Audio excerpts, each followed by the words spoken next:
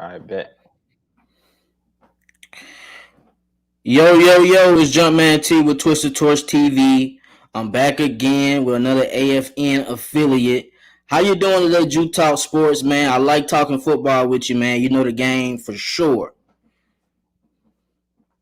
Hey man, it's good to be up here. Look, we on an early afternoon, so let's see who can get in here, man.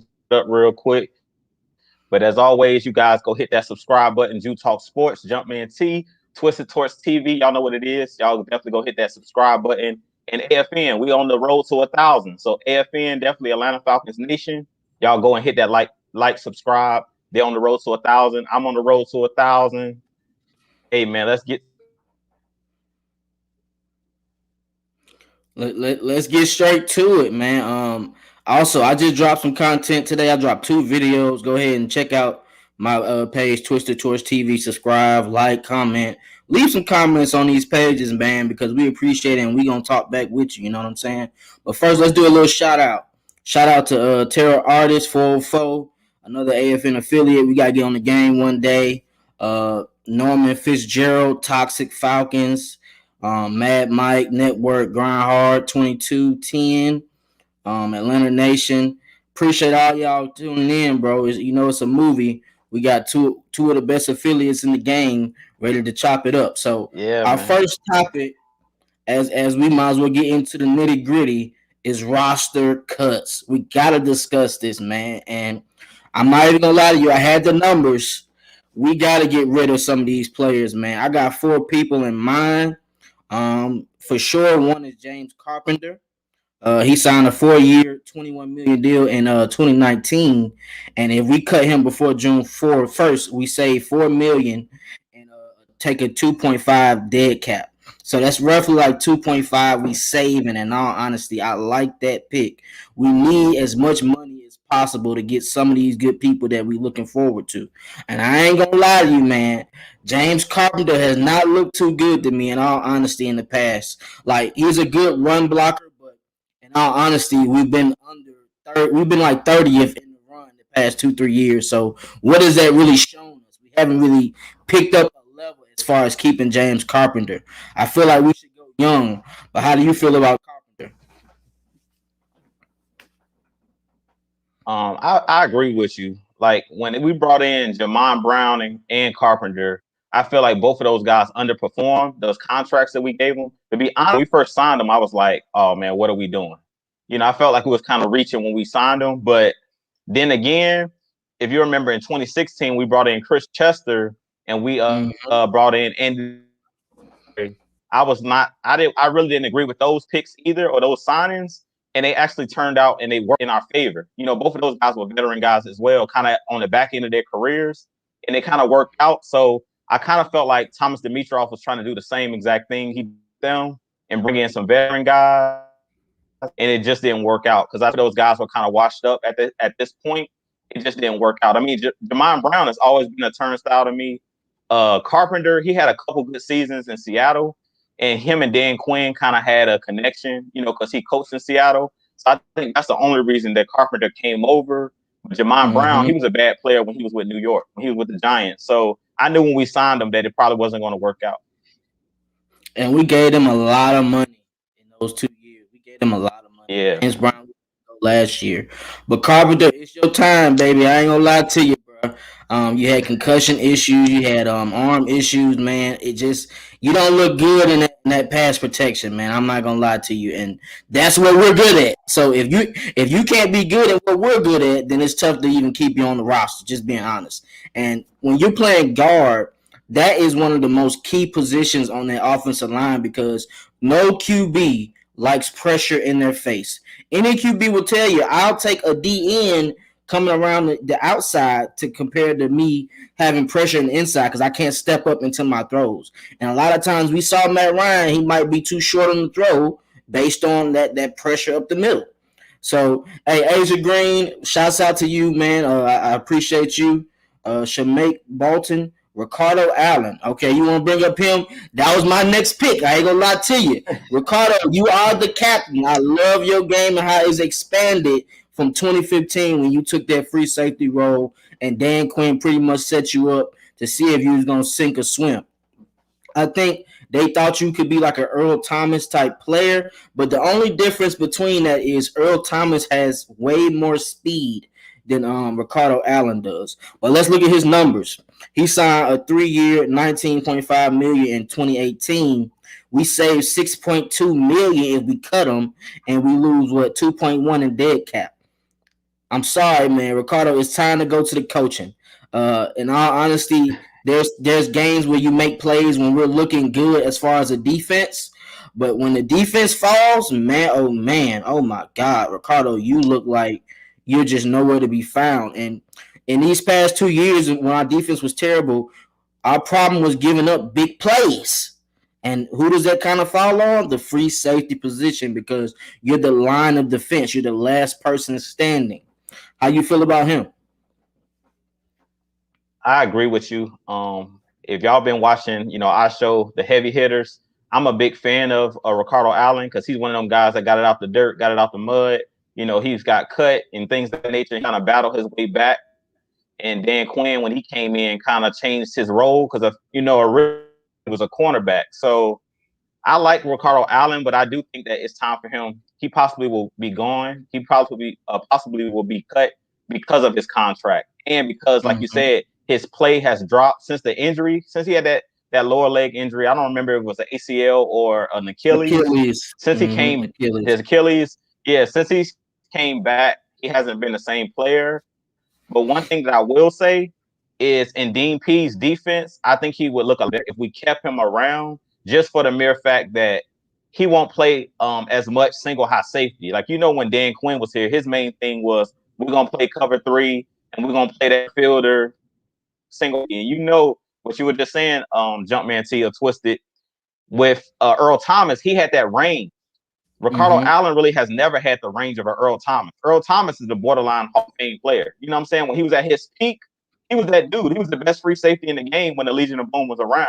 So he was like one of the best at freelancing, kind of like an Ed Reed, where he had those instincts where he knew where to go. He was a ball hawk.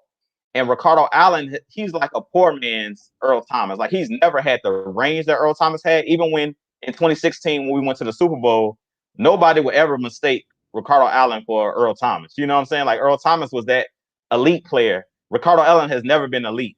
So I really think in Dean Pease, if we do keep Ricardo Allen around, I think we're going to see a lot more double safeties. We're not going to see a lot of that single high safety where he has to kind of guess and kind of freelance. Because playing that single high, we've talked about it even with a Damonte Kstlyz. Before he got injured last season, he was another player. We like, Kstlyz, what are you doing? He will be out, missing his coverages and things of that nature. But it's like when you're playing that thing, you have to be very cerebral. You have to be really smart. And you have to basically have those instincts, kind of like a honey badger. If you don't have those instincts and you don't have that range and you're playing single high, you're going to get abused. And that's kind of what we've seen. So I blame it kind of on Ricardo Allen, but I blame it on the scheme as well. Like the scheme we was playing, we really didn't have an elite safety to play the single high or the cover 3 like we should have been playing it. And that's why teams was ripping it to shreds, to be honest with you. I'm not gonna lie to you, man. The thing about Kstlyz, he's a little bit faster, and he has instincts on occasions, but he also can be had too. And since he's a free agent, and we don't know what we're gonna do with Ricardo, how do you feel about bringing back Damonte Kstlyz?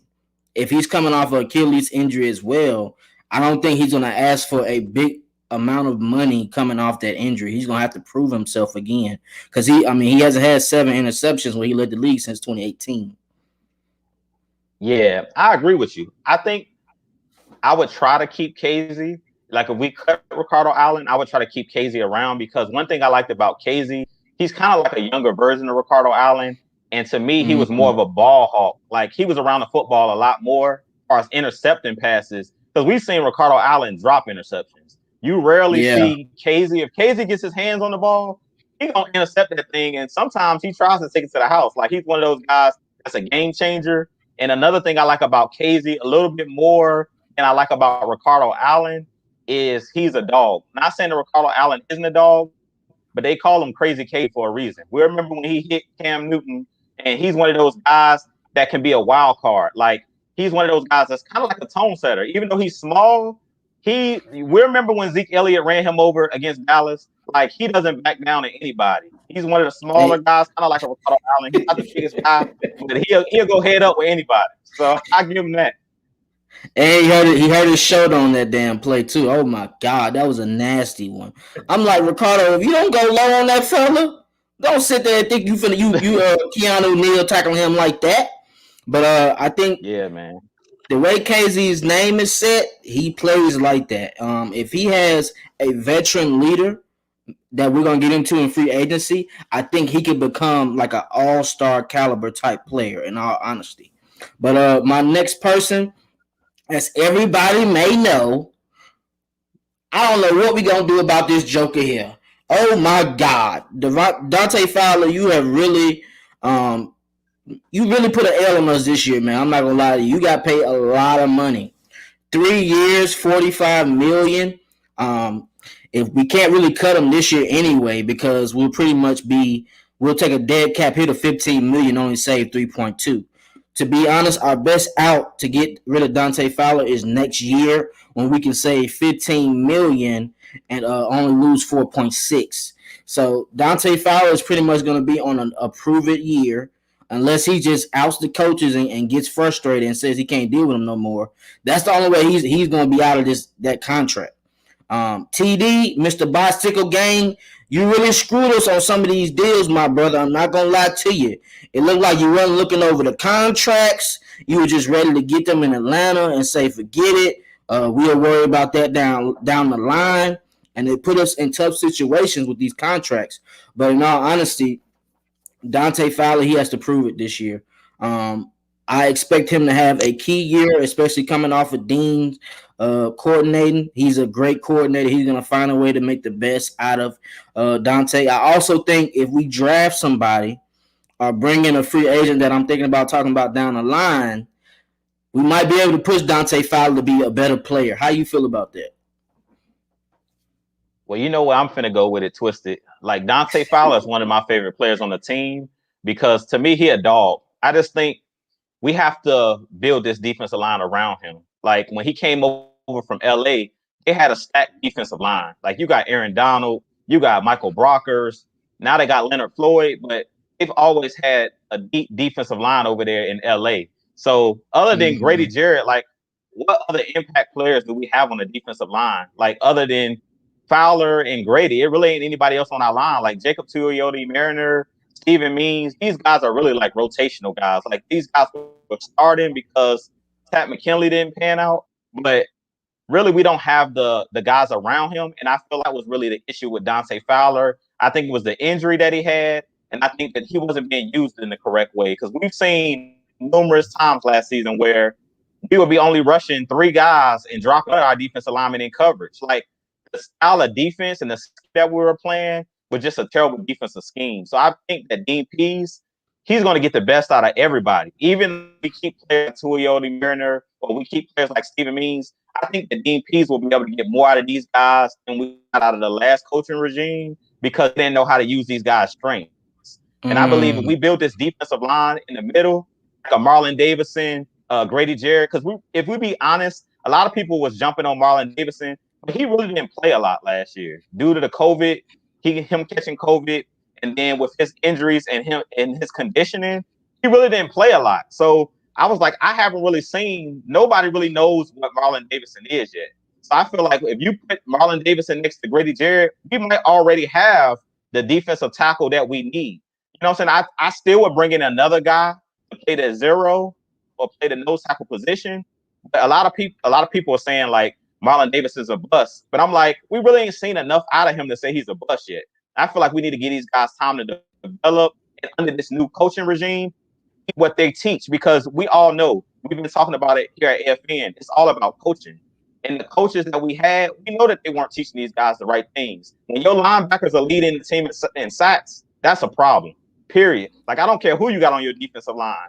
One of your defensive ends better be leading the team in sacks.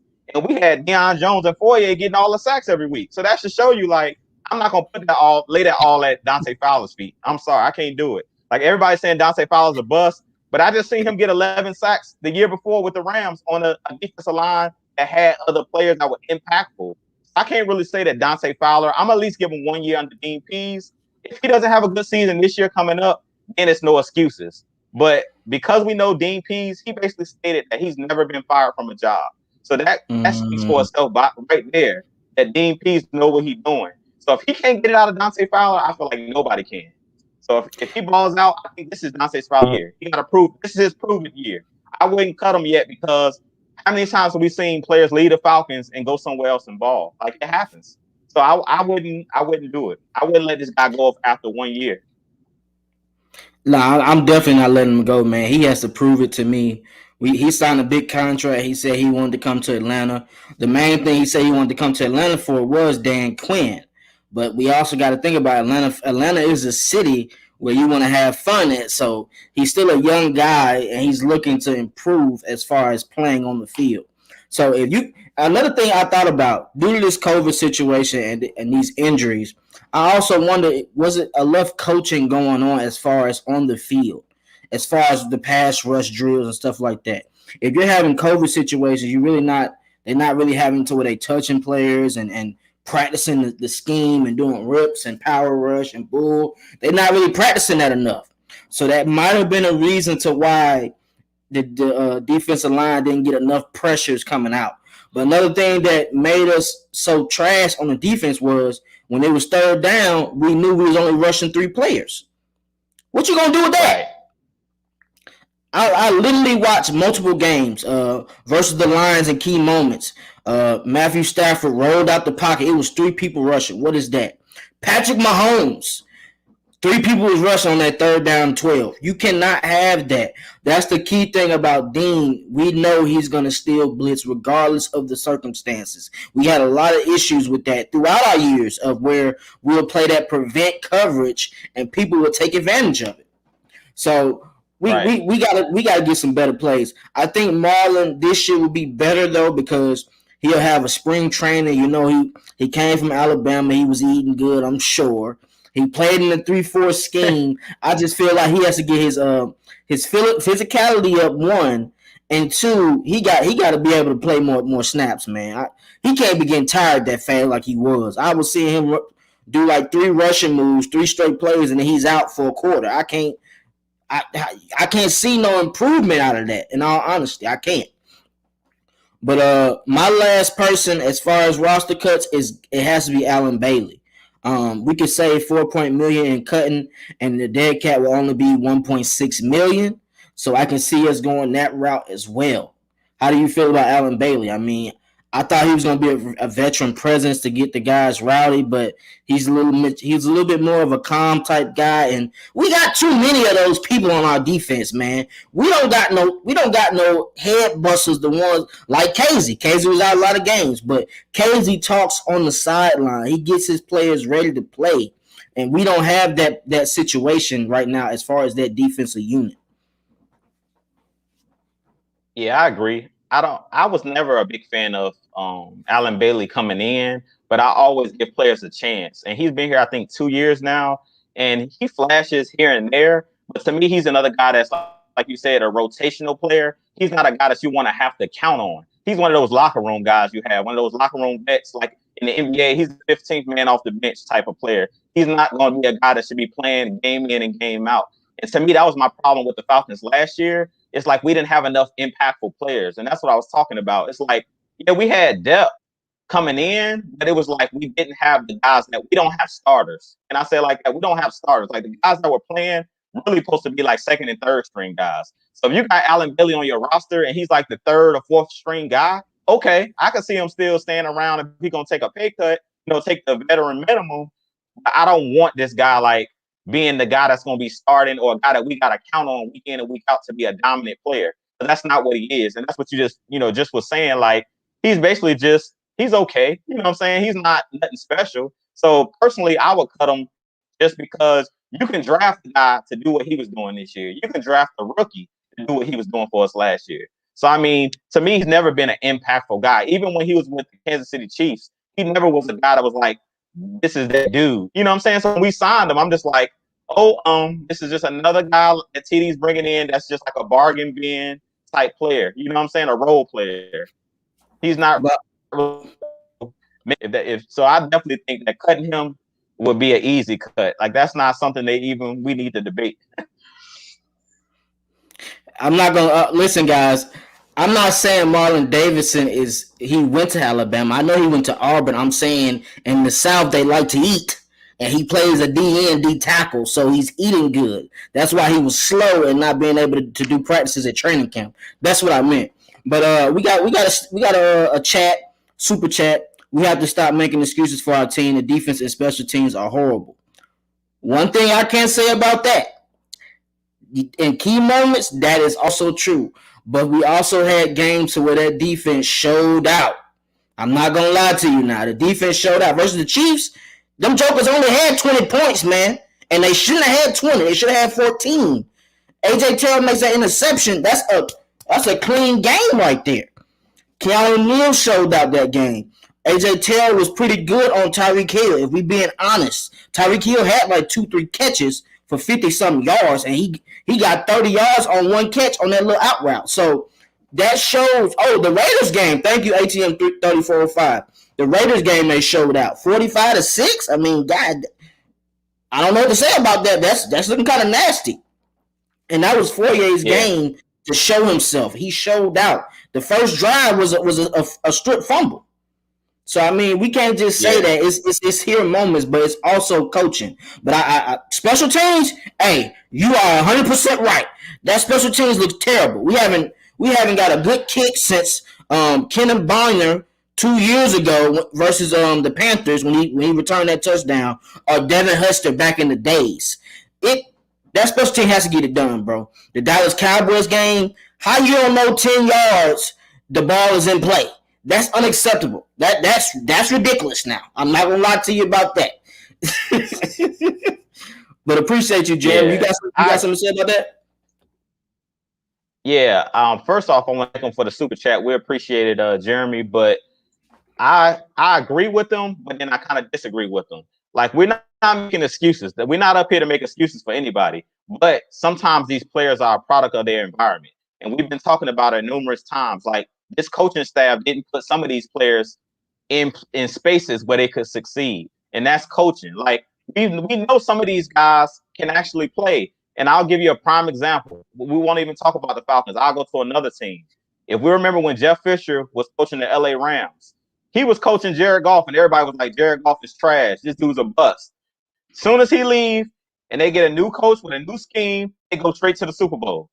So one of two things is true. Either Jared Goff is really trash and was a bust, or that scheme that he was playing under with Jeff Fisher was trash. And I really think it was Jeff Fisher. His scheme was trash. He couldn't motivate them. We know the Super Bowl year we played the Rams. We blew them out by like 40 something points to like 6 or 7. Like, we killed them. So, and he pretty much had the same players that Sean McVay had. He didn't have Ty Gurley, but they still had a lot of those guys that Sean actually had to go in there and coach. So I kind of disagree with when he's saying, that we got to stop making excuses for these players, because some of these players I think are good players. Like me and Mike always say, this team has talent. We have talent on this team. It's all about, and every NFL roster has talent, but it's about how you use that talent. You know what I'm saying? I think the biggest issue with our team is, we do need to add talent, because I've talked about it. The defensive line last year didn't have a lot of talent on it. Other than Grady Jarrett and Dante Fowler, the Jacob Tuioti Mariners and the Stephen Means and guys like that, Alan Bailey, those guys are just rotational guys. Those are not superstar players. But a part of coaching as well is developing these players. Because to me, I still don't know what John Kaminsky is. And he's going to year 3 or 4? And I still don't know what this guy is. But part of that is he wasn't getting the snaps. Like, let's be honest. If they go do the percentages, John Kaminsky didn't play a lot. He didn't play a lot to me. We played the same guys over and over and over again. And that's the problem. And me, Mike, we've all been talking about this. It's like the Quadre Olisons of the world, the guys that we haven't seen. What's the other nose tackle that we have? Deidre Sanat. He's another guy. We had him for what? Yeah, he didn't play. But I'm just like, we don't know what he. Yeah. So that's my thing, to say that these guys are bad players. I don't think we can automatically state that or say that these players got to step up. Some of these players weren't even given opportunities. You know what I'm saying? So I actually like Kaminsky. I think he'll be good in the 3-4 scheme. In all honesty, he kind of reminds me of a JJ Watt before JJ Watt was JJ Watt. You just got to give people chances to make plays. And during these games, like I'll say one game versus the Dallas Cowboys. People might not know it, but Kaminsky, he got a forced fumble. He was getting a lot of pressure on Dak Prescott before they stopped playing. And it shows a lot of times where these coaches make errors like that. They're like on offense, on defense, there's players that's making plays and you take them out and sit them for a drive or 2 drives. I've never understood that as far as a coach. If he's killing, keep him in the game until he says, Coach, I need a break. I'm not taking nobody out when we doing good. I'm just being honest. One thing we got another super chat. Hold on, let me get to it, bro. Let me get right to that. I see you. Appreciate that super chat, gang.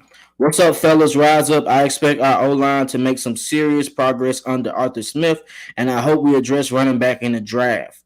Yeah, I think Arthur Smith, being the fact that he was an offensive lineman, he played it. I'm sure he's coached it before, and he's going to know how to put these offensive linemen in better positions. Like if they're a run blocker, let's run block to his side majority of the time. Let's not go to the side.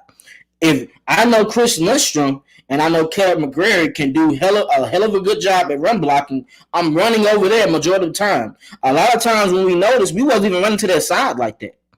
We was always running to the left by Jake Matthews and by Carpenter. I never understood that, in all honesty, because I felt like our right side was much powerful than our left side. As far as the running back, I really do think so, bro. Second round, third round, there's a couple picks I like. Both North Carolina backs are fire. If you haven't checked them out, check them out ASAP. They are fire. They're going to go under the radar because, of the Clemson back and then Alabama's back. But check them out, man. They got some heat on their systems for real. How you feel about that? Yeah, I agree with you. Like Arthur Smith, we've seen what he did in Tennessee. Like even with Taylor Lewan, who was the best O lineman, he went down with injury like midway through the season, and they still rushed. King Henry still rushed for over 2,000 yards. Like that goes to show you right there. That's all scheme. Because I don't think it's one Tennessee Titan offensive lineman that made the Pro Bowl last year, and that should tell you something. When you got none of your offensive linemen are Pro Bowlers and you still rush for over 2,000 yards, that tells you that that's scheme. You know what I'm saying? That just tells you that's just scheme. And that's what I think the problem is. Like, I think he's going to come in here right away. That's why I keep telling everybody, like all of the Falcons fans, that even with these guys that we have on the roster, like Brian Hill, Ito Smith, Quadre Olison, the guys that we're kind of looking over, like I really believe if you give Arthur Smith these guys that we already have, they're going to play a lot better than they played last year because the offensive line is going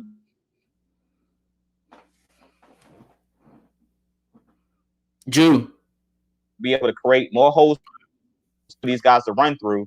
And I also think that the guys are going to play a lot. And then as far as the running backs in the draft, another guy I can watch is Chuba Hubbard out of Oklahoma State. He's another guy and he's electric. So it's a lot of running backs in this draft. You can go deep. You can go like the 3rd or 4th round and wait for a running back because there's so many running backs in this actual draft that I think could come right in, step right in and be the number 1 running back. It's all about scheme. Like we've seen, and you guys definitely go check out Twisted last video. I checked it out earlier. You were talking about Kyle Shanahan and Matt Breida when he was with the 49ers. I don't care who's toting the rock in San Francisco. They always run for 100+ yards, and that's scheme. Kyle Shanahan doesn't need a King Henry to run the ball, and that just proved that it's scheme. So I believe the same thing with Arthur Smith. A lot of people's like, well, we don't have a Derrick Henry on our team. Well, if you run a good running scheme, I don't care who you got back there running the ball. The scheme is good. You're going to be able to rush the ball for over 100 yards a game, even if you have to do it by committee. So I completely agree, and we appreciate the super chat, Andrew. Hey, once again, man, subscribe to the channel Twisted Tours TV. Subscribe to Jew Talk Sports. Subscribe to AFN, Mad Mike, Country, KSTYLZ. Hey, everybody on the AFN Nation knows their football, knows their Falcons football. So Check us out, man. Like and subscribe to our channels. Hey, we got Richie D in the back too, rocking the fresh ATL hoodie. Let me go ahead and bring him in real fast, so I can see it. So I can see what my man 50 Grand talking about. What's good, my brother? We got Richie D in the back too, rocking the fresh ATL hoodie. Let me go ahead and bring him in real fast. What up, fellas, man? I know, man. I was trying to hop on for the longest, man, but I know you guys covered a lot. Oh, we ain't getting the free agency yet, brother. So you still can you guys hear me? Yeah, we can hear you. So I'm yeah. So for the most part, I know you guys touched on KZ. A lot of those other guys, you know, I was a big fan of them. Like KZ was a good ball hawk. Like I know some people don't really want him back, but you know he led our team in interceptions, and I think he tied in the league for interceptions as well. So that was pretty interesting. You know, I really did like that. So 2018, he was killing. Well, yeah. So that was pretty interesting. You know, I really did like that. My laptop is delayed. Sorry, y'all. 2018. Yeah, you guys can touch on. You gotta turn the volume down then. I really did like that. My laptop is delayed. Sorry, y'all. Yeah, you guys can touch on. The background. Okay, bro. Okay, I got you. You gotta turn the background down. Yo. All right, so we got another chat, man. $5 new drop. Appreciate you, my brother. I see you a lot on the channel, bro. Shouts out to you. Side question. So Will McFadden somewhat expressed small doubts in Grady's fit in this scheme. I disagree with him. What you guys think? Listen, man. Will McFadden is a writer for Atlanta Falcons. He's actually seen the players, discuss everything with the players, so he knows what he's talking about. Me personally, I think Grady Jarrett can go in any scheme and fit, if we're being honest. The way his work ethic is, he doesn't mind learning from scratch. He chooses every year to get stronger, to get better at everything he does. So I think Grady Jarrett will fit with any scheme, in all honesty. And if we being honest, the 3-4, I'll put him at the DN position because we rushing linebackers anyway, and he's good at rushing anyway. So I would honestly put him there. I wouldn't put him at the nose tackle. I'll put Marlon at the nose tackle at the DN. Yeah, I agree with you, man. I agree with you. Like Grady, I don't want to say I disagree with Will, but I'll say this. I think Grady can play. When you're a baller, you can play in any defense. Like Grady Jarrett, I believe, is one of those guys that when you're like a top 100 player in the league, as far as defensive wise and just in general, you can put him in any scheme and Grady will ball out. Grady will figure it out because Grady is just a great player in general. Now, will we get the best out of Grady? You know what I'm saying? We might not be able to get the best out of him. We've seen that with this last coaching regime. That's what I've been talking about. It's like, it's all about what you ask these players to do. Like, I don't think it would be smart in a 4-3 to put Grady out there at defensive end because he has short arms. He has short area quickness. He's not a guy that's going to bend the edge and get around the edge. That's not what Grady does. What Grady does best is inside. He can use his short area quickness, use his hands, and you know, do those swim moves and get around and penetrate in the backfield and get to quarterbacks and get to running backs in the backfield. So can Grady play any position on the defensive line? Sure. But if you want to get the best out of him, you want to play him somewhere on the inside, whether it's the 3 technique, whether it's the 0. You want to put him closest to the quarterback as possible because Grady has that short area quickness and he can get to the quarterback like that. Ask Pat Mahomes when he was back there running around trying to escape Grady. Grady's one of those guys where he can track you down. And we've seen it. If you guys definitely go check out Mad Mike Sports, he did a breakdown on Grady Jarrett. He showed Grady Jarrett, I think it was against the Chiefs, they dropped Grady Jarrett back in coverage. That just shows you how much range he has to be that big. Like Grady is just one of those guys, man. He's just a dog. So I don't care where you play Grady. He's going to always stand out because he's just that type of player, that impact player that you need. And on that play, was that the one where they ran a screen or a short route and he ran to tackle him from the line of scrimmage? Yeah. It was like a running back. Yeah, it was like a running back, a little option route. Yeah. Yeah. Grady's good at that, man. He uses his speed and he doesn't give up. That's something you cannot teach as far as an NFL player. A person that doesn't give up and will try his best every time is way better than an athlete. Let's look at Vic Beasley. If Vic Beasley had that intensity that Grady Jarrett have, he'll probably be in the league still. So let's just call a spade. But let's get into it, man. So let's go ahead and get to free agency.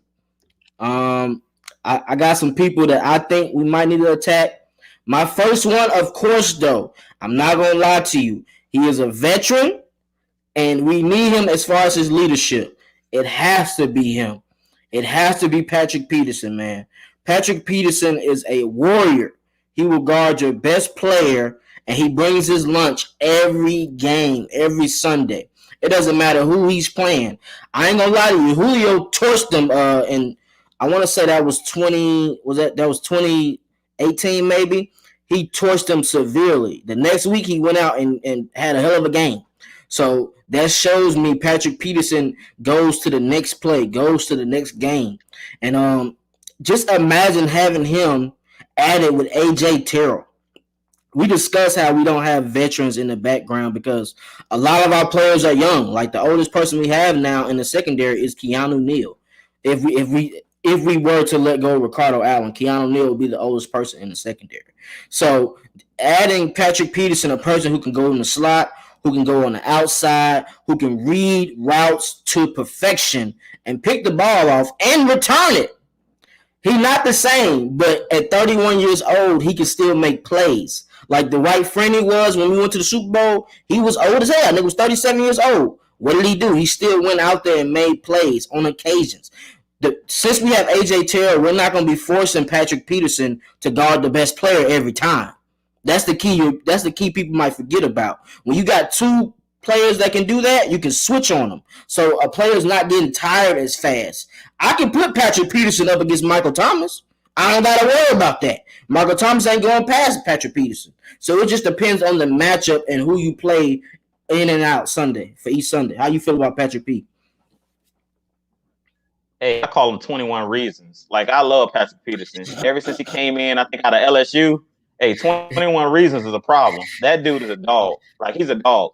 He doesn't have the range he once did, the speed and things of that nature, but you can't teach experience. You can't teach experience. We just don't have that experience on the back end. Like, people always laugh at me because I always talk about Bleedy. Like, Bleedy gonna make that play for you. How many times we see last year Bleedy come up with a game-winning interception or a clutch interception against Chicago? He did it 3 separate times. But that's because Panthers, Chargers. Yeah, man. We seen it. Like, he just knows where to be. He knows when to make, like, go in. I know this is the route they're finna run. Because a lot of the time he was freelancing. A lot of the times he was outside of his zone, and he was just like, "Hey, I'm a jump this route." I figured I think this is coming. He followed his instincts, and that's the same thing with Peterson. Like a Patrick Peterson, he's not the Patrick Peterson of old, but he still has enough left. Where I think if he came to Atlanta, he would definitely be able to help the guys like Sheffield. He'll be able to help AJ Terrell. He'll be able to help all of these guys that's currently on the roster, because the difference between Pat P and somebody like a Bleedy has never been a Pro Bowler. So when you bring a Pro Bowler, a bona fide star to your locker room, those younger players are like in awe of this guy. Like, imagine a player like AJ Terrell. He grew up watching this guy when he was like in high school or college. So a lot of these guys model their game after one of these guys that's already in the league that's a Pro Bowl style player. It wasn't nobody on our team modeling their game after Bleedy. You know what I'm saying? An average player. But if you're a guy like he was talking about Richard Sherman or Pat P, hey, not only can Pat P still play, but he'll be able to teach these guys the tricks of the trade, the small things that you need to look for. When a wide receiver does this, you need to do this. He'll teach them how to react to certain things. He'll help them in watching film. This is what you need to look for. And he'll teach these players tendencies, because he's been in the league. So he knows these guys' tendencies. How many times have he matched up with Julio Jones? It's been a handful of times. Like, even though Julio gets the better of him, he can tell these guys, AJ Terrell, this is what you need to look for when you're playing against a Michael Thomas. This is what you need to look for when we're playing against the Cardinals. If he joins our team, he knows what Larry Fitzgerald does. He knows what all the wide receivers on that side. He knows what a Nuke Hopkins would do, in certain situations. So I think that's how he could actually help if he were to join our team. And I definitely think if the price is right, you should definitely bring in a player like Patrick Peterson, because I've talked about it. Me and Mike always say it's about timely stops. And Patrick Peterson is one of those guys where the big moments don't scare him. You see what I'm saying? Sometimes we got them young players and they haven't been in big moments. Those big moments kind of scare them. But when you got veteran guys that's been in the foxhole and been in Super Bowls and in playoff games, those big moments don't scare them. And I think that you can't teach that experience. And you know what's crazy about Patrick Peterson and Breedy Way Wilson? How many times did you see Breedy make a play and then he don't play for a long period of time? That's what I was talking about. Politics. How, as a corner, you're leading with the most interceptions on the team, but you still don't get the most playing time. It sucks. It's really more about like opportunity, really, in which you take advantage of that. You know, certain players, they just be asked out. Like sometimes, you know, they be a special teams player for their whole career, or they just a backup corner, you know, for their career, and that's just that, and that's what they're viewed as, which is sad, instead of being looked at what you done on the field, which was got a few game-winning interceptions for us as a backup corner, you know. But to touch on what you guys were saying, Patrick P would be great. You know, Dean Pease will love bringing a guy in like that, just being that we're gonna establish those blitzing. You know, we're gonna be blitzing in our corners and we're gonna be able to match up playing man. You know, so but at the same time, as long as the front four is able to get to the quarterback and apply pressure up the middle and from different angles, like what Dean Peeps is saying, you're not gonna know where it's coming from. So as long as you get an offense on their toes and they don't know what's coming, you know, sky's the limit for the defense. I dig that. I also saw about the free safety move. Honestly, I think Patrick P would be good at free safety or at that slot corner. I think Patrick P can honestly play wherever he wants, if we just being honest. He ran a 4.3 in college. I think he still can run a 4.4. We like, there's not that many receivers that's that damn fast. What year is he coming up in? He's finna be 31. You know, he's around the same age as Julio. What, year 10 for him or something? Mm-hmm. Patrick P is a dog, bro. Yeah. Something like that. I think it's like year 9 or 10 for Patrick Peterson. But I agree. If you could move him either way, that's a good point by New Drop. Like, you could change him like you did Charles Woodson, because that's kind of what I was talking about with Ricardo Allen. Is like, Allen has never had that range Peterson has. Like, Ricardo Allen has never ran a 4.3. You know what I'm saying? That's just to be honest about it. So Patrick Peterson, he's a ball hawk. Like, you put him at safety, a free safety, that might be a good idea. But it's just about what the player feels that he can do, because he might not be comfortable playing out in center field, or he might not be comfortable playing that safety position. Everybody thinks where just because a player is fast, you can move him from a corner to a safety. Sometimes it doesn't work out because you have other responsibilities. So you got to know the game to be able to change positions. Like, Charles Woodson is just one of the all-time greats, and that's why he's getting ready to go in the Hall of Fame. So Pat P might not know the safety position. Yeah. What'd you say, Rich? I couldn't hear you. I said, I thought he mentioned Charles Woodson. I thought Charles Woodson was in the Hall of Fame already. I was surprised he wasn't in yet.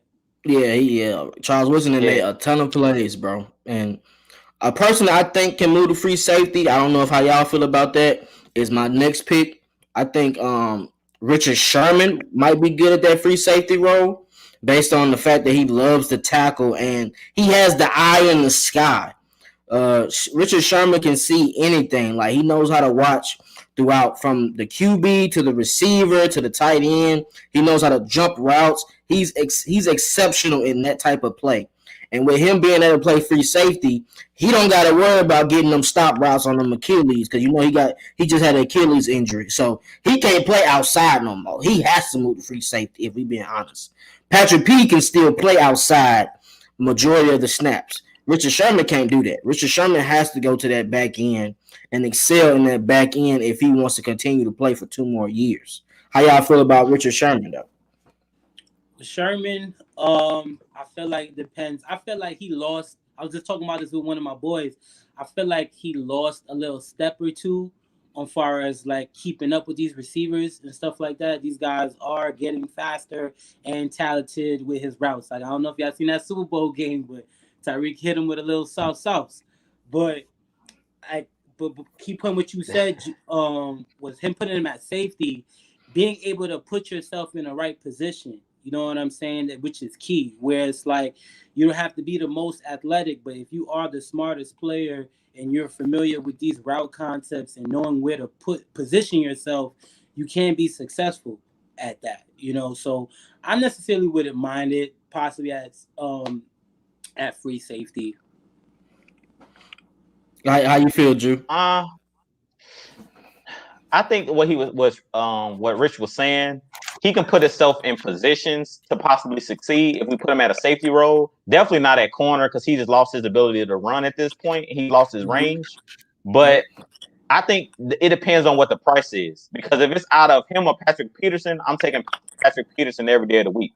But as far as Richard Sherman goes, I could see him actually going to a place like Dallas. Because, you know, he's a Dan Quinn disciple as well. He played with Dan Quinn when he was with Seattle. And I think I could really see him being a Dallas Cowboy over Atlanta Falcon. I don't know what kind of connections he has with a coach like Dean Pease and with Arthur Smith and things of that nature. I think he would be looking towards either staying in San Francisco or going somewhere like Dallas. I could easily see him trying to go and join the Dallas Cowboys.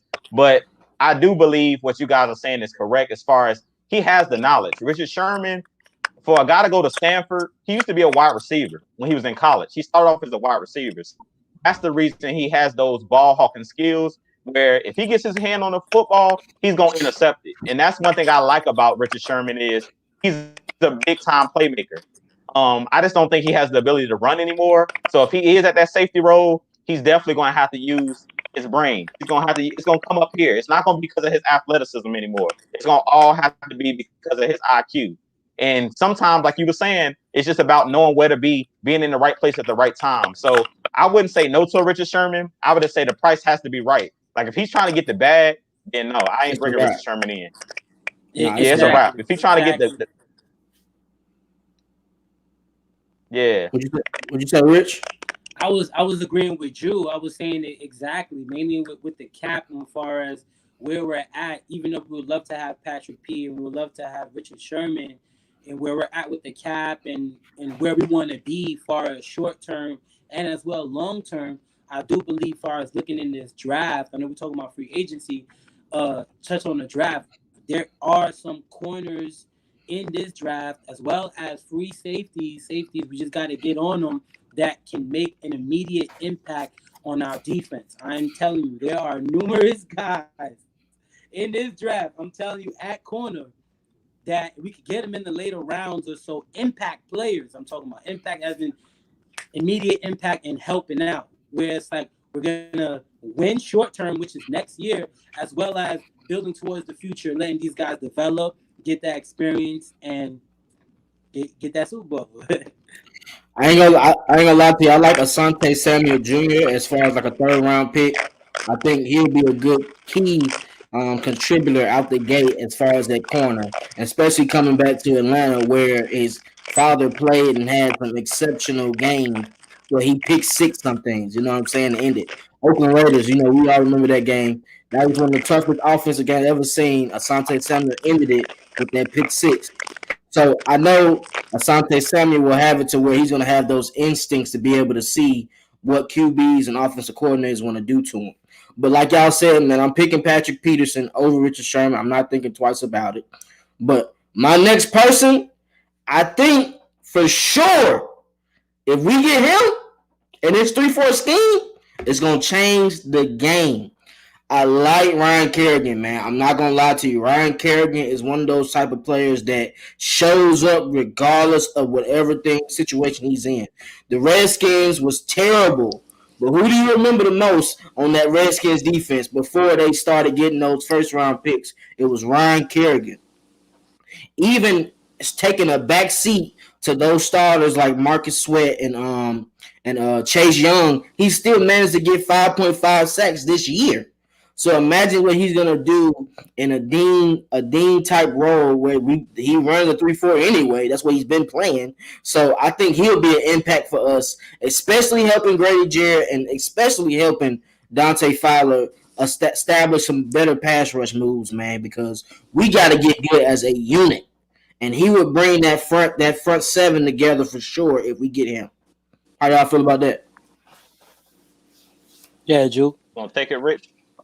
Okay, Yeah, with Ryan Kerrigan, yeah. I love Ryan Kerrigan. I love Ryan Kerrigan. He's one of those guys. You guys know I grew up in Virginia. Now I live in Florida, but I grew up in Virginia, so all we got was Redskins games. Like on Fox, that was the team that they, the closest to us.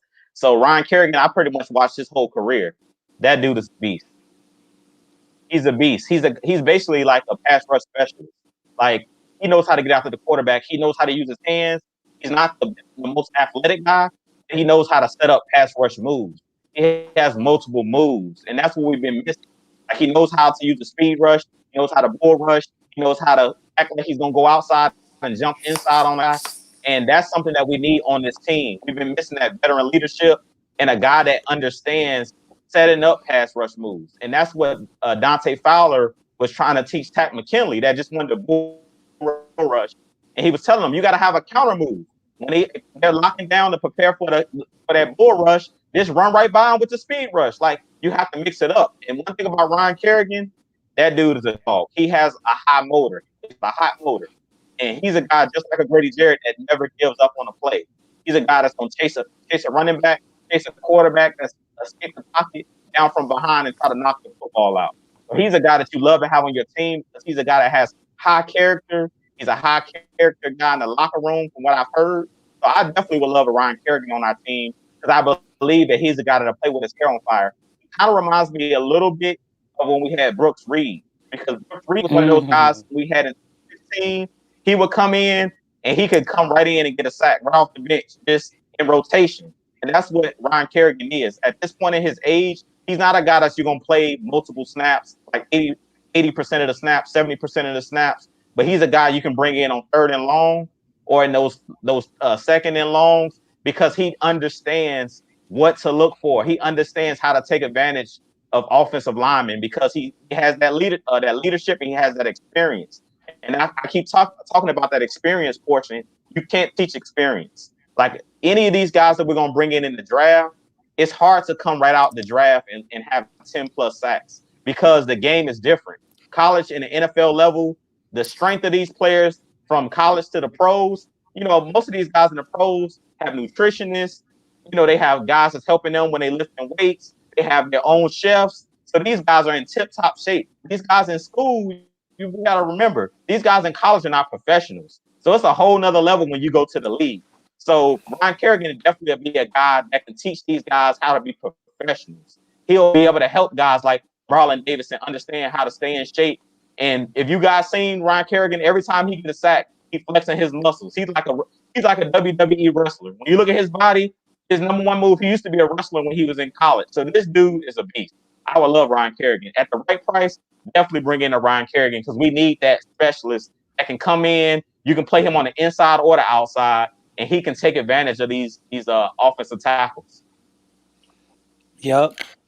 Twisted, I would say that, like, I appreciate you, brother, like, literally, for even bringing that man up, just to the fact that, in free agency, we know, and also looking in the draft, we know at that position, it's not so much guaranteed dogs or guaranteed guys. And we know what Arthur Smith want or what we want to bring to this team. We want to bring tough, physical, smart players, that's going to play sound and give maximum effort every time. So I think that's one main key position that we need to address in free agency more than cornerback or DB, from my opinion, how I believe. I feel like that's a main priority that we should address in free agency, is specifically towards that position. And you brought up Brooks Reed. I remember when he closed out that game for us in Chicago.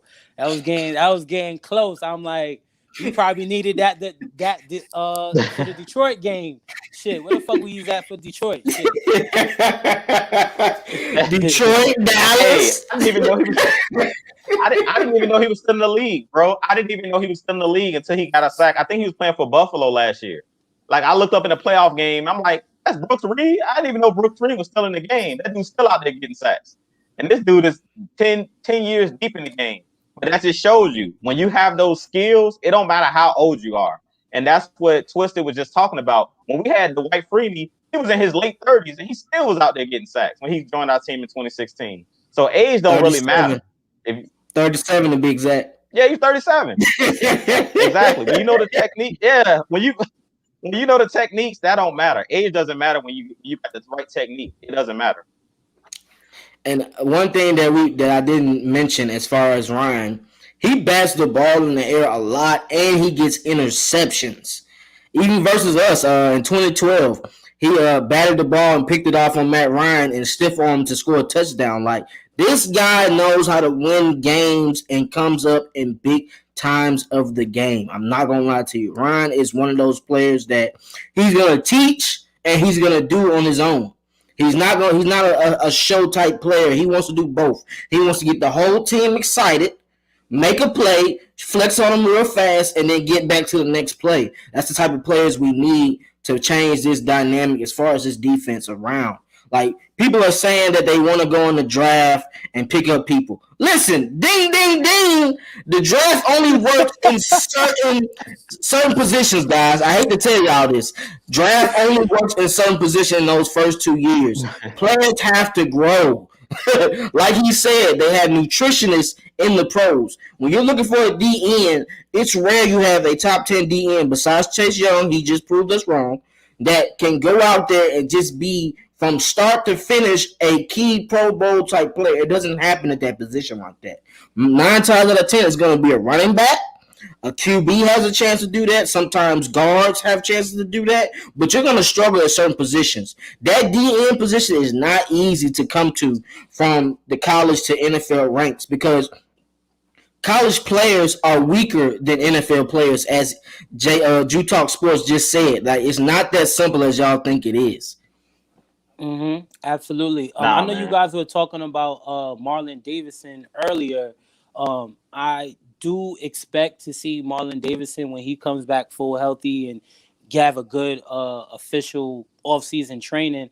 I do expect to see him at DN position, mainly in the 3-4 at end. Just being the simple fact that Dean Pease and Arthur Smith, they're going to use these guys to their fullest strength on what they do best. And if you've seen the Marlon Davidson's film, we mainly seen him applying that pressure from the outside, right? From the edge. So it's just like he even spoke about it at times at camp when he was moving him at inside. He felt a little uncomfortable and stuff first year, getting used to the speed of the game and all that other stuff. But I do expect to see him at least getting a few snaps at that edge position. And I think we'll be able to see more out of him and what fans would want to see. I'm just putting it out to being that he's a versatile player. I would love to see him at inside as well, but edge is what he's number one. Yeah, he did that a lot at Auburn, and it showed he was able to get pressure, get strip sacks, do all that. So Marlon Davidson might be a key player for next year. I'm hoping. Like, I feel if he comes into his own and he comes into camp in great condition, good shape, it might be a wrap for you guys, man. I'm not gonna lie to you. He's a hard worker. If he comes like that, Davidson is going to be a key contributor for next year.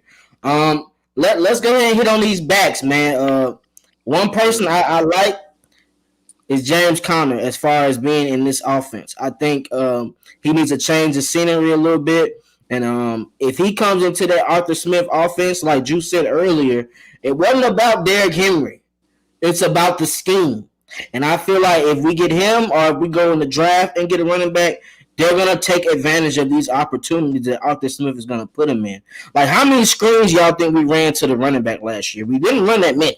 Probably 3 or 5, guaranteed. That's not – you can't have that. You have to keep defensive linemen guessing. Like, you can't think they're going to come and rush every time and then you don't throw a little screen to boost them. Like, you got to make these defensive linemen guess to see where the ball is actually going. And with James Conner, I'm not going to lie to you, he scores a lot of touchdowns when he's in the game. Like, he's key in that red zone, and that's something we missed. Besides Todd Gurley, them first 7 games, Todd Gurley was phenomenal as far as scoring touchdowns. But towards the end, that arthritis kicked in. I think James Conner will be an addition compared to Todd Gurley. I mean, if we get Todd Gurley, we keep him, oh well. But I think James Conner could be a good picker for us. How y'all feel? I like James Conner.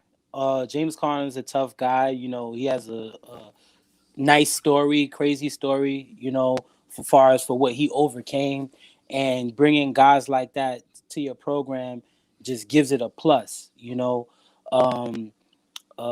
Yeah, so pretty much I like him. He's a hard runner, you know, he knows how to get upfield, hit the edge, make a move or two. He's physical, he's tough. When you talk about that, you do see that on tape. Just to correct me if I'm wrong, I don't want to get too much off topic, but is Chris Carson, is he a free agent running back? For Seattle, right? Yeah, is he a free agent? Yeah, he is. Yeah, similar to that aspect, like those two guys, I wouldn't want to compare them as much, but I would love to see Chris Carson as well.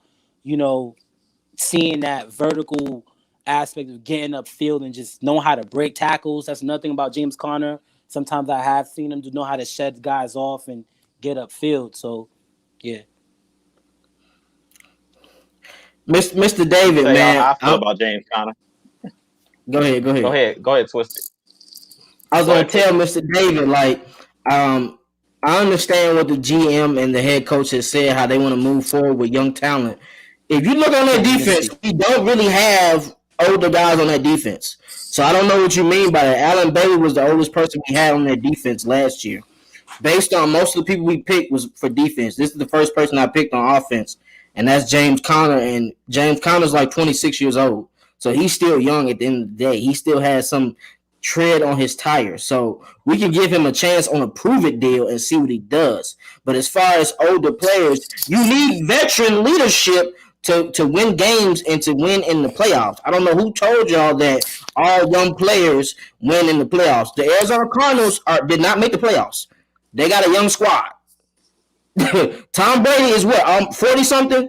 I don't know what y'all mean by old players. Like if they're still under 35, they're not old at certain positions. It depends on what position they play. Yup. Get them twisted. I'll say hey, this is what I feel about James Conner. What y'all think about this? He already on my roster. His name is Quadri Olson. Quadri Olson is James Conner. Yeah, that's pretty good. That's a fact. You're right. Like, look, when we drafted Quadri Olson, and I pulled up his highlight tape, I was like, hold up, is this James Conner? Because both of them guys played at the University of Pittsburgh. But if you go cut on their tape, go cut on their highlight tape after this show, it looked exactly alike. He wore the number 30, and they look exactly alike. So I'm like, okay, we got us, like, as soon as we got Quadri Olson in the draft, I was like, okay, we got us a James Conner. That's who he reminds me of.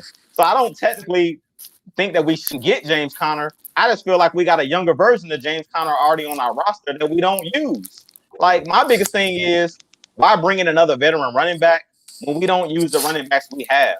At this point, Brian Hill's a veteran running back, Ito Smith's a veteran running back, and you dang near can say Quadri Olson going into his third year is a veteran running back. He just don't play. You see what I'm saying? So I feel like at this point, unless we just trying to bring back Todd Gurley because we felt like we did him wrong last year and we didn't use him correctly, I'm not bringing in veteran. Drafting a running back, and I'm playing the veterans that we got. I'm playing Quadri Olson. He gonna be James Conner for us, and I'm playing Ito Smith, and I'm playing Brian Hill, and then I'm just bringing in a young guy because we already have veterans on this roster. I don't really think we necessarily need to bring in a veteran running back unless they just want to have somebody, that's done it, that's rushed for 1,000 yards. But I really feel like Brian Hill, Ito Smith, and Quadri, and then you bring in a rookie, that's enough right there to get you over the hump. I really don't think we need a running back. I really think that we need to save our money for to bring in one of the veterans on the defensive side of the ball. Like, I'd rather have like a Ryan Kerrigan because we're capped, we're strapped for cash.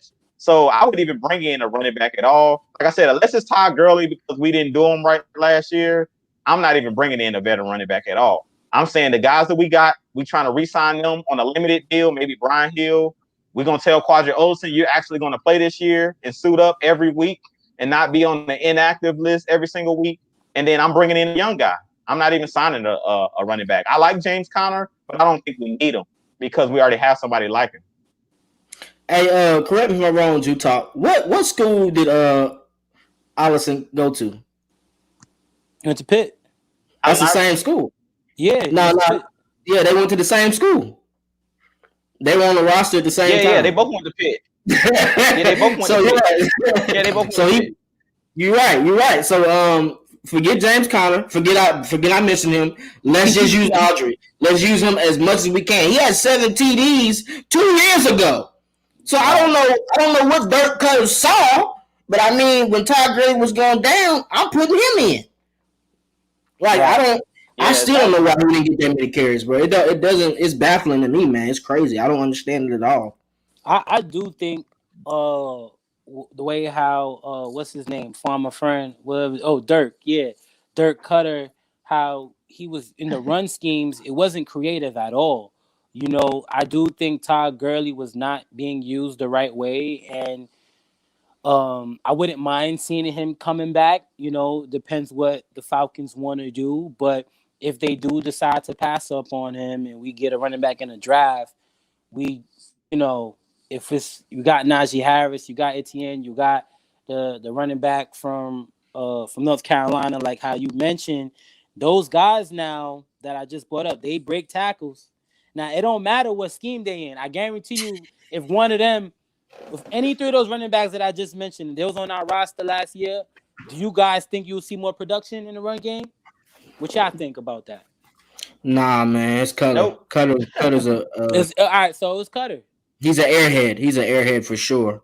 Like Cutter should have been on Beavis and Butthead, man, because the stuff he does does not make any sense to me, dog. Like, because typically you've seen Todd Gurley when he was on the Rams, a lot of zone schemes. You know, typically what we did was similar to Kyle Shanahan, little toss.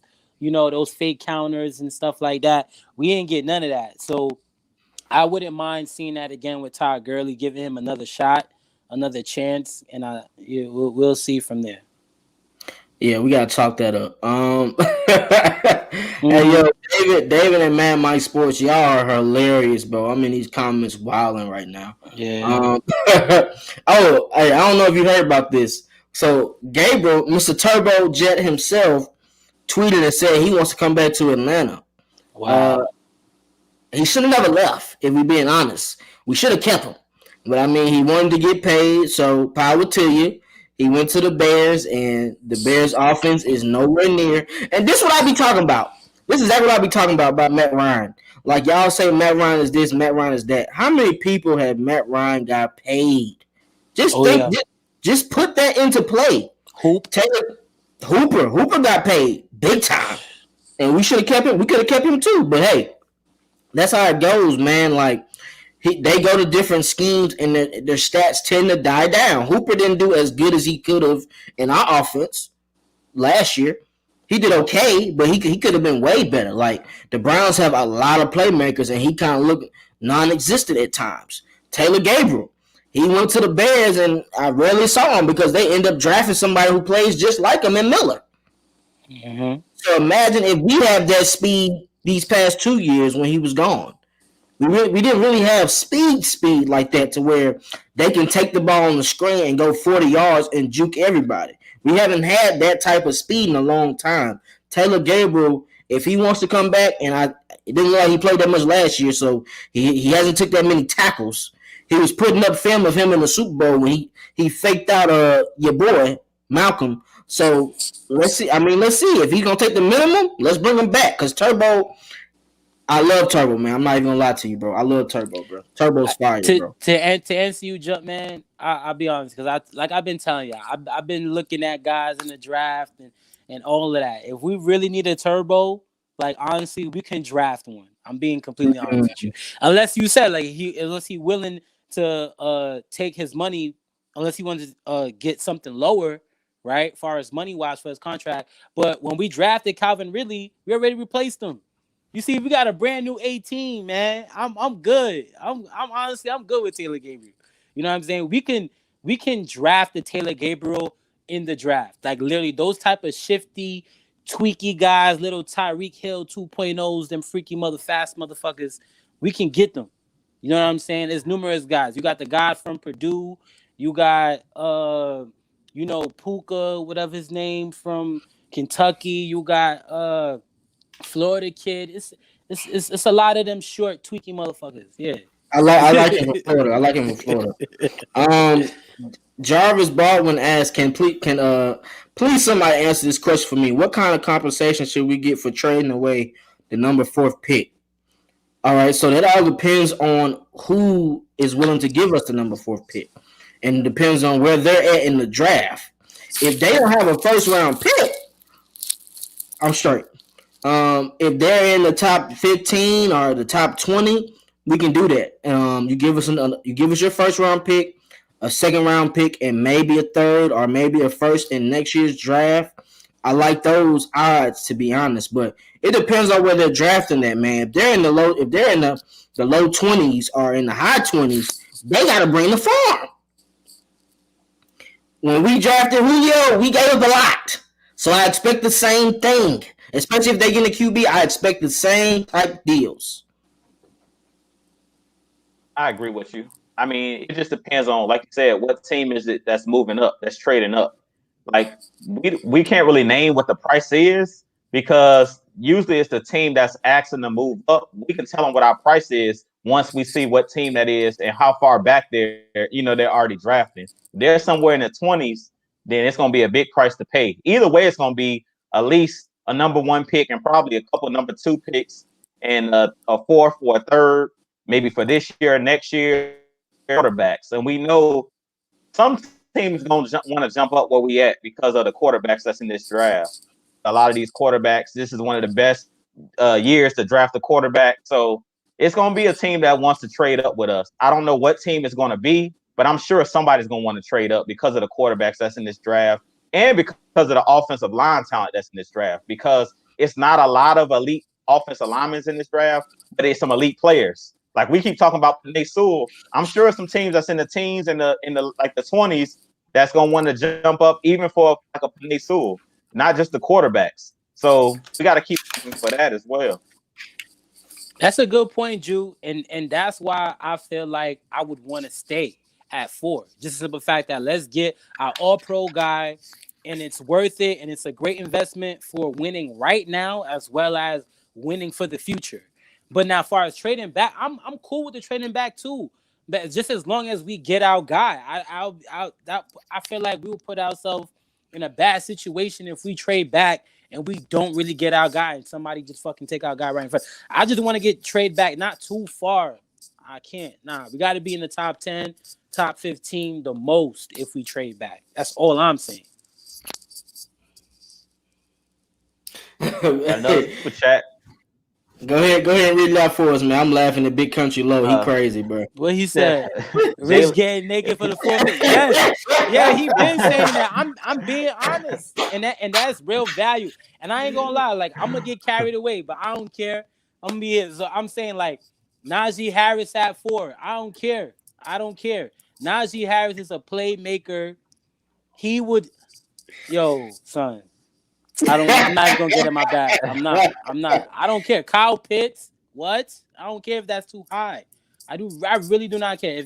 If that player is gonna produce greatness and make an impact, and when you see something special, I'm talking about Hall of Fame quality. I'm talking about like future. You talking about Terry? Talking about you want to be Ozzie Newsome? You know what I'm saying? You take chances. You're gonna do certain things that most teams don't expect you to do. But. We'll see. We don't know what they're thinking. How I feel about this? With the $5 super, I just want to read this $5 super chat real quick. New drop. We appreciate it. He said Jalen Darden, North Texas, Shifty City. I have to shout him out. His film could be that one like that. So I guess he's one of those guys that y'all was talking about, like a Taylor Gabriel. But I had stepped out for a second when y'all was talking about Taylor Gabriel, and I just wanted to touch real quick on that too. Because I did see it was some rumors out there that he wants to come back to Atlanta. We have a guy in Zacchaeus that's similar to him already on the roster as well. People forget Zacchaeus got hurt last season. Zacchaeus is one of those guys. If you go cut on his tape when he was at the University of Virginia, he was a guy that returned punts. So one of you guys on the panel, I got a question for you guys. Why, when we have these shifty guys on our roster, we never use these guys for punt returners? We always talk about how bad our punt returns are. Like last year, we had Brandon Powell. Even when we had Taylor Gabriel on our team, we didn't allow him to return punts. Didn't even use him. If y'all remember, we had Weems returning punts. Eric Weems was our returner. Even when we had Taylor Gabriel, he was returning punts. I don't never understand why we have these guys that are shifty and they have experience returning punts. We never use them. Like I thought we drafted Zacchaeus to be a punt returner. I remember we use him as a receiver more than a punt returner. Rich, don't bring that fella up, bro. Rich, don't bring him up, bro. He mentioned punt returner. He just mentioned punt return. So I'm saying it's like he's so right on that. But I remember we using what's his name? Justin Hardy as our punt returner at one point. That shit had me weak. That was the dumbest move I've seen by a coach in years. Like, it had to only be to secure the catch every time. And during that year, we had terrible field position majority of the time. Like, people don't understand how much special teams is important in the NFL, bro. When we had Devin Hester took the worst offense to the Super Bowl, man. Like, do y'all forget that? Like, he was the key person to scoring points. It was either him or the defense back then. Like, punt return, kick return, that matters, bro. And they've already made it tougher for people to get tackled in punt and kick returns based on how they're making it for safer for the players to play. So that matters, bro. New drop, I appreciate that. I'm going to check him out, bro. I got to see who he is. If we can get him and I see the film, I'll shout him out. Yeah, but to answer your question, Drew, honestly, I really don't know the reason why we don't use these guys as punt return, even though they're coming in with this as a specialist at that. But Brandon Powell was the guy for us. He can go. Like, after I seen one game, I forgot who he was playing, but he just ran an out route, and somebody just pushed him to the ground, and it was just like, all right, bro, you're done, bro. Like, you can't be falling like that so easy in the NFL, just running routes, even though shit happens, you slip on routes or whatever. But we talking about punt returning, so I haven't seen so much of an effect within the return game, and I think we can draft somebody at the receiver position or whatever he is. If he's an athlete and he's just special, he can be a specialist in punt return / kick return, as well as making an impact for us on offense. Once again, guys, shout out to everybody that's watching us right now. Subscribe to all the channels, Jew Talk Sports, AFN, Twisted Torch TV. I just dropped some dope content, 2 videos in one day. Check them out. AFN, Mad Mike, Jew, Kuntry, KSTYLZ. Hey, we need the help, man. So continue to support us. We continue to bring out dope content to you guys. But my next one, I don't know how y'all gonna feel about this one, man. I saved it for the last, the best for the last. How y'all feel about JJ, man? How y'all feel about JJ coming to Atlanta, bro? I don't feel like we have the money to get him.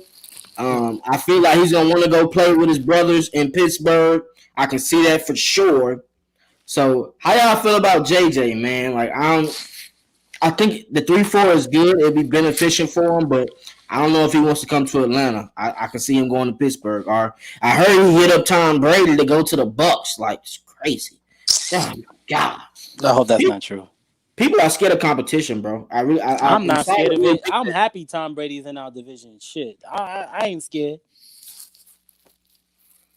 How you feel about him, though? I made a whole. How I feel about how? All right, so I'm saying this guy JJ Watt, man, he's a great dude. Like, I would love to have him on our team. We talking about a guy that needs to be, that should be and could be in the Hall of Fame right now as we speak. JJ Watt is a Hall of Famer type of player. As long as he can stay healthy, by all means, why not, baby? Come home. Come home. It ain't that 99, come home. You know what I'm saying? But he's a Walter Payton Man of the Year. We talking about a guy that's tough, physical, smart. You can line him up anywhere on the field. That's a guy that's going to make an immediate impact on our team and help us out with Grady. You can line him up inside. Now, him and Grady together, oh, my God. Oh, my goodness. That would be amazing. But, who knows? I've been hearing that Buffalo and the Browns, are interested in him and stuff. Our Falcons haven't came up on it yet, so we'll see. That's my take. It's probably a wrap, bro. Go ahead, dude.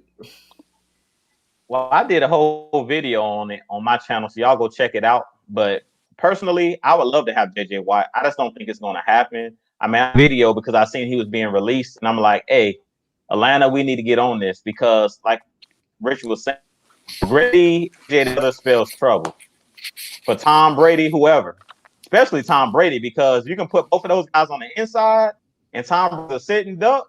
Man, we would have a crazy pass rush if we had those two guys together. But I don't think it's going to happen. What they're saying in the chat is right. I think it's going to either be Green Bay Packers because he's from Wisconsin. Him and his brother both played at the University of Wisconsin. So I could easily see him trying to pair with the Smith brothers, Zadarius Smith and Preston Smith, the two Smith brothers, and put him in the middle with the other guy that they have. What's big number 97? I forget that plays for Green Bay. He's a good player as well. They got a good defensive line up there in Green Bay. So I could see him trying to go back to Wisconsin because that's where he's from. Or I can see him going to Pittsburgh and playing with TJ Watt because they have a contract negotiation right now with Bud Dupree, who's a free agent. So depending on if they lose Bud Dupree, it's possibly going to end up being the deciding factor on whether the Steelers can sign JJ Watt, depending on how much money he's looking for. Unless he just takes a discount because his brother plays there, I think they might give Bud Dupree the bag. So if they give Bud Dupree the bag, then I could easily see him going to play for the Cheeseheads or the Green Bay Packers because he's from that area, and he possibly at this point in his career might want to go home because he's familiar. And the Green Bay Packers he said he wanted to play for a contender, and Green Bay is right there. They was right in the NFC Championship game 2 years in a row, a couple passes away from being in the Super Bowl. So I could easily see if he goes to Green Bay, he could possibly push them over the hump, to be honest. If they would have had JJ Watt this year against Tom Brady, they possibly would have got to the Super Bowl. Hey, Tail Sports and Gaming said it was Clark, the D tackle for the Packers. Oh, there you go.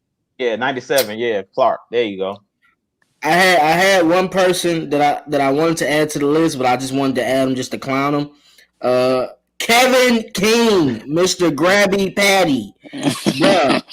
Bruh, oh my God. You're a free agent, right? You played 11 games, 1 forced fumble, and 3 pass breakups, 6 pass breakups. Like, that's not going to get you that bag, fella. And then the fact that you weren't even able to give A-Rod a second chance to win the Super Bowl or get to the Super Bowl by you doing that terrible grab on the 4th string receiver. I don't know why they had him in the slot. I don't know what that was, but Kevin King, we don't need you. He reminds me of Robert Alford. I'm straight on him. And I just wanted to bring that up. I just wanted to put that into play one good time. That's all I had to say about Kevin King. I hear you, bro.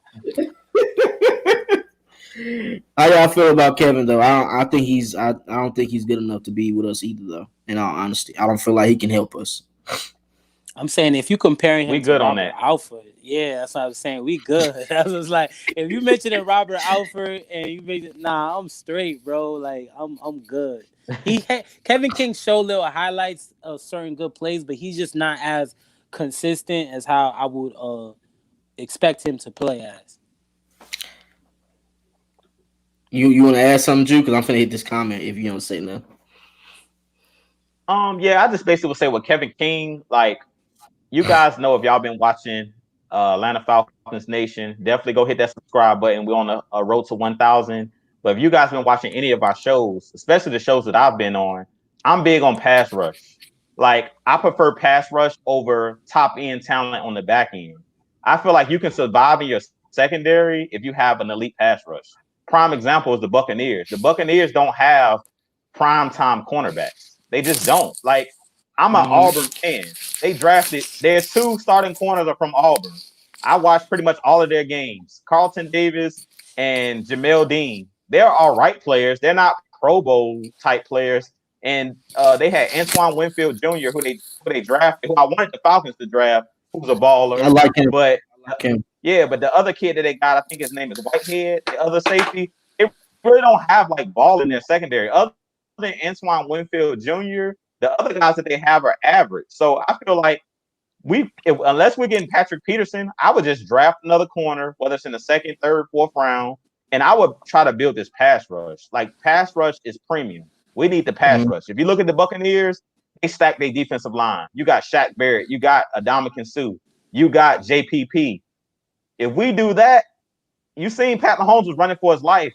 You don't have time to take advantage of those corners. The reason our corners were burnt toast last year is because we had no pass rush. So when a quarterback got all day to go to his third and fourth option to look around the field and scan the field, eventually they're going to be able to expose whatever your weakness is. But Pat Mahomes and the Chiefs, they couldn't expose the weakness of the secondary for the Buccaneers because that pass rush was so vital. You know what I'm saying? So if we got a lethal pass rush, I'm not even worried about the secondary. So it's a definite no with Kevin King. Like, no, you're not bringing in no Kevin King. Like, no. He's trash. Dumpster juice. But Brian Collins, Robert Alford got a pick 6 in the big game. Can't hate on the man. You're right. We cannot hate on that man until the fourth quarter when it was 3rd and 15 and he played volleyball with the football. We were supposed to have the ball and run the clock out. He batted the ball in the air so Mr. Edelman can test the ball on his fingertips. Man, I don't want to hear about no goddamn Robert Alford. Don't talk to me about him. No. Without Desmond Trufant at that last game, he showed his ass. I'm sorry. I can't dig it. That secondary and that last drive, oh my God. I don't even want to talk about it. Let's not even bring that part up. I don't even want to get into that. Oh my God. Don't even bring that. I don't even know why I brought that up. Hey, Biglow Kuntry said, hey, Twisted. Go ahead. I'm trying to bring it back. I'm trying to bring it back, Lo. I'm trying to bring the waves back. Nah, I just wanted to cut in real quick, Twisted. When you were talking about Robert Alford, I'm one of the biggest Robert Alford fans, and he better than Kevin King. But at the same time, like you said, he was grabby. He was grabby. I'll give you that. He was grabby. What made Robert great was he was a player that he would jump routes, and he was a playmaker. Like we talk about, me and Mike talk about it all the time. When it's time to make a play, you have to make a play. Timely stops. He didn't make the timely stop in the Super Bowl. I don't blame it all on him though, because I think if you go back to the 16 year, I think Robert Alford kind of gets a bad rap. But if we be honest, he was our number one corner that year because Trufant went down with injury in like game 6 or 7. If you guys remember, Trufant didn't even play the Super Bowl. So as much as flack that we give Robert Alford for like he was grabby and he sucks, and Robert Alford got a second contract with the Falcons for a reason. It was because he was a guy that would jump routes and make interceptions and turn them into touchdowns. And also, he was a solid cornerback. Was he a Pro Bowler? No.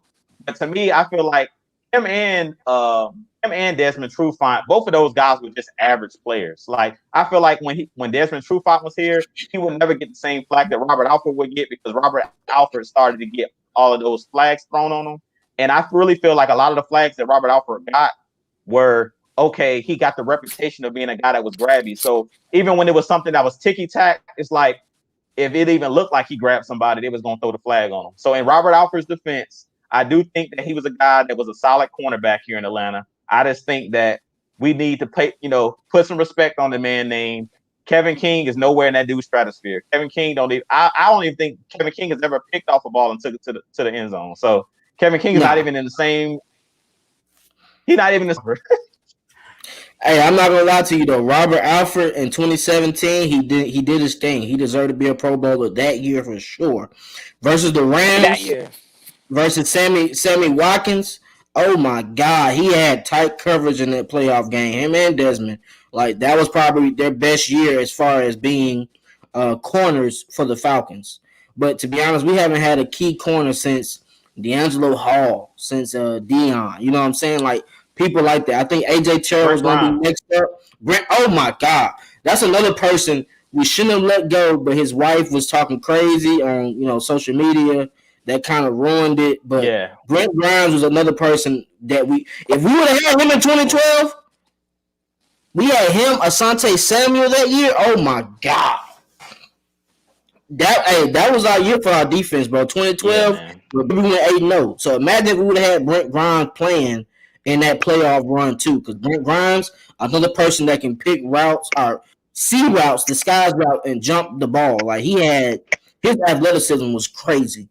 Like we thought Brent Grimes was a bust. We got him in like the 5th round, 6th round. So you can find corners in that draft if you are able to have good scouting going on in your GM office. Yo, somebody said RP Vincent Jackson. Y'all wow.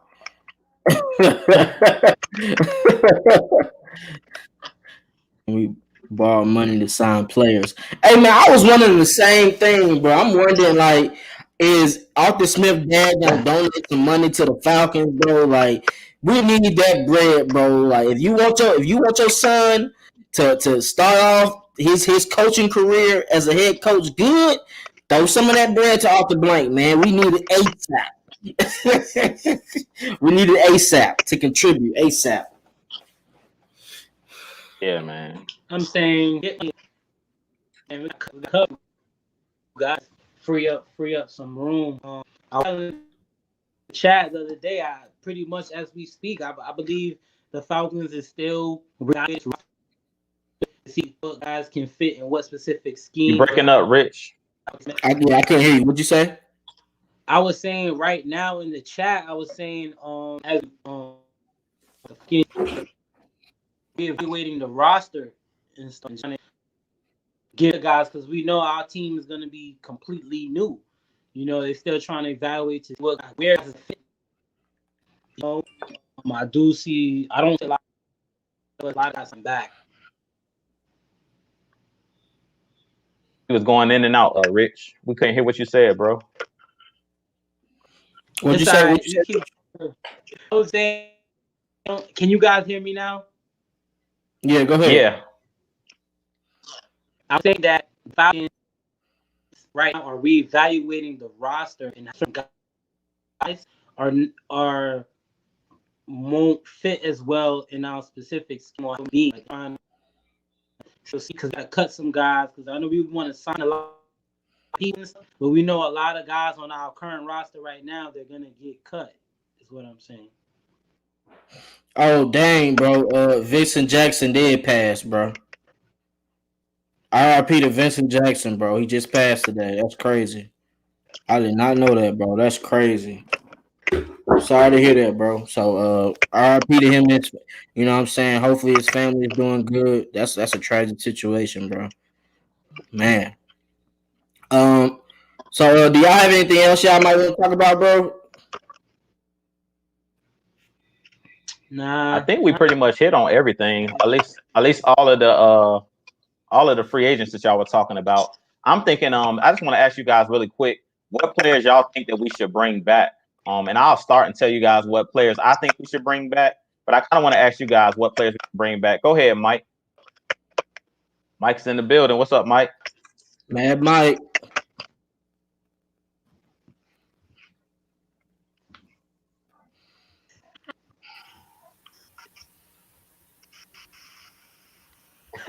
Y'all trying to figure out what the hell I'm doing right now, huh?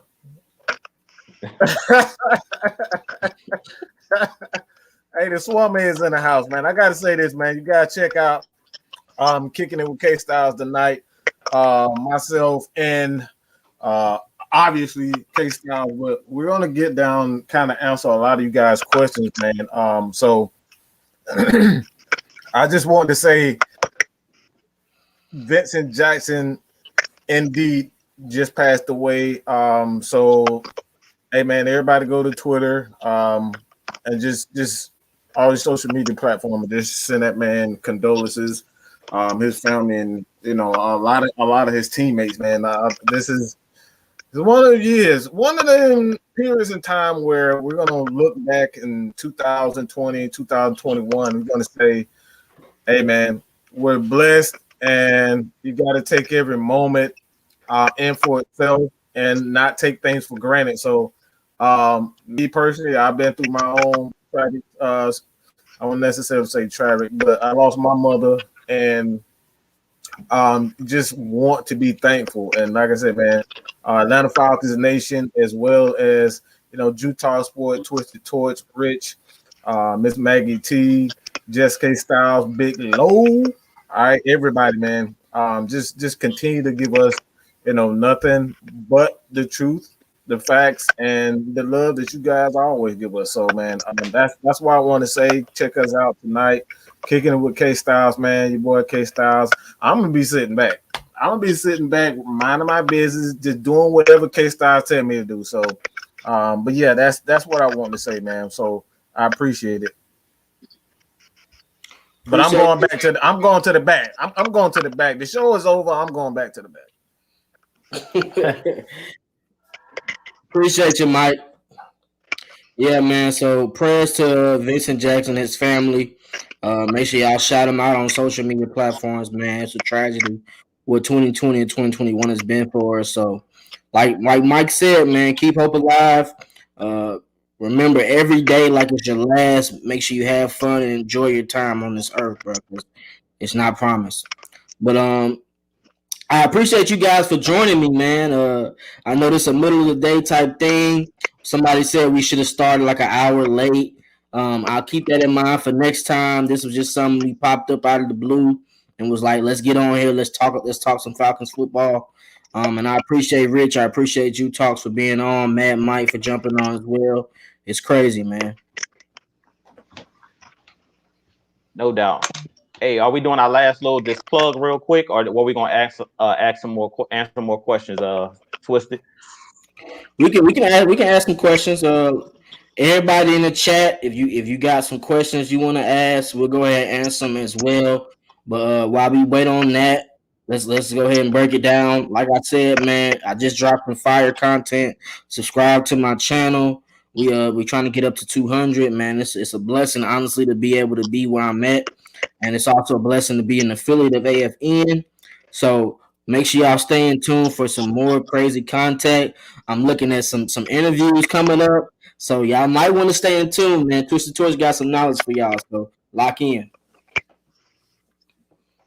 All right, man. With that being said, first off, man, Rep Vincent Jackson, man, rest in power. Hey, we definitely got to show this man some love, man, on social media. Give these guys their flowers while they're alive, man. Whoever it is, we got to show each other love, man. That's what it's about. Valentine's Day was just yesterday. And like Twisted was saying, man, life is not promised to us. So we got to give everybody their flowers while they're still here. And do what you love, because you never know. You can be here one day and gone the next. So definitely, I feel for him and his family. Shout outs to him. But with that being said, you definitely go hit that subscribe button at Talk Sports. We're on the road to 1,000. Hit that subscribe button at AFN. We're on the road to 1,000 as well. Twisted Torch TV. Biglow. Definitely go to his channel, Big Country Sports. Definitely hit that subscribe button. Just Kstlyz tonight. I believe at 7 p.m. they'll be doing the show as well. So y'all tune in. Mad Mike Sports. He's on the road to 10K. So you guys definitely hit that subscribe button for the big homie. Rich, I appreciate you joining. Shout out to Red Clay Sports, Magnus, all of you guys, man, in the state of New York. Shout out to you guys. I know y'all be getting a lot of snow and stuff like that, so y'all stay safe up there. But with that being said, I'm gonna kick it over to Rich, man. But that's all I pretty much had. We appreciate y'all tuning in with us on this early afternoon. Like he said, it was just a pop-up show. He said he want to talk some Falcons football, so I just jumped in with him, and man, I enjoyed myself. You got it, Rich. Yeah, absolutely, man. Rest in peace, Vincent Jackson. Show that love, love. Everybody right now. AFN is a family, like what Juice said. I'm all the way in New York right now. Everybody in chat, everybody over the world right now. But look here in the chat right now, in the video, talking football, just showing love to each other, and that's a blessing. Obviously subscribe to AFN, everybody that AFN, the channel. Soon Rich TV soon coming on the works. Just throwing something out there. Working slowly but working. But yeah, thanks for having me on, man. Hey, you want to plug in the show that you and Magnus talking about doing? Oh yeah, me and Magnus, we still working on the name. We're on. Not yet. Bet. Well, shouts out to everybody that joined us, man. It's always a movie to be on here, bro. I don't see any questions right now, so we're gonna go ahead and end it. Stay locked in for that 7 o'clock with just KSTYLZ. You know Kstlyz is hilarious and he knows his football, so lock in. That's gonna be a hell of a show. I promise you that. Especially with Mad Mike. That's gonna be hilarious. So stay locked in, man. We appreciate everybody in the comments. Go back to your regular Monday, and we'll see you when we see you. Twisted Torch TV, Drew Talk Sports, Richie D. We'll holler at you, man. Be safe out here. Shouts out to you.